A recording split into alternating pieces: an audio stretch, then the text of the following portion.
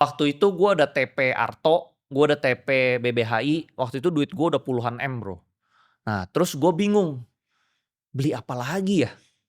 Karena lu tau lah di Indonesia itu nggak banyak pilihannya kan. Barangnya dikit. Barangnya dikit, Ya. yang bagus tuh sedikit. Jadi gue bingung masuk apa ya. Nah waktu itu kebetulan gue cuma ketemu Pani doang. Ya. Gue ketemu Pantai Indah Kapuk, gue lihat ini skenarionya sama persis kayak gue di Arto dan BBH. Gue kayak ada merasa kayak sedikit dejavu gitu, Bro. Ini sama persis nih.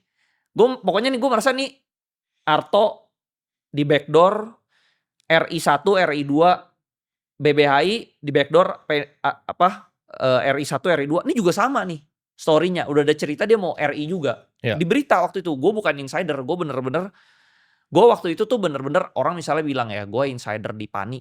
Gue gak kenal Aguan, Bro. Nah, jadi teman-teman mungkin ini ya, karena insider tuh juga sama ya, balik lagi. Insider belum tentu benar. Iya. Insider bisa lo dikerjain sama informasinya. Bener.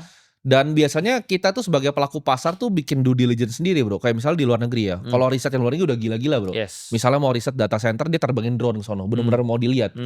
Kan sebenarnya teman-teman kalau mau analisa misalnya contoh ya Pani atau misalnya saham properti lain, ya datang aja ke marketing galerinya. Tanya salesnya kan juga dapat informasi. Itu yang gue lakukan. Gue nanya salesnya.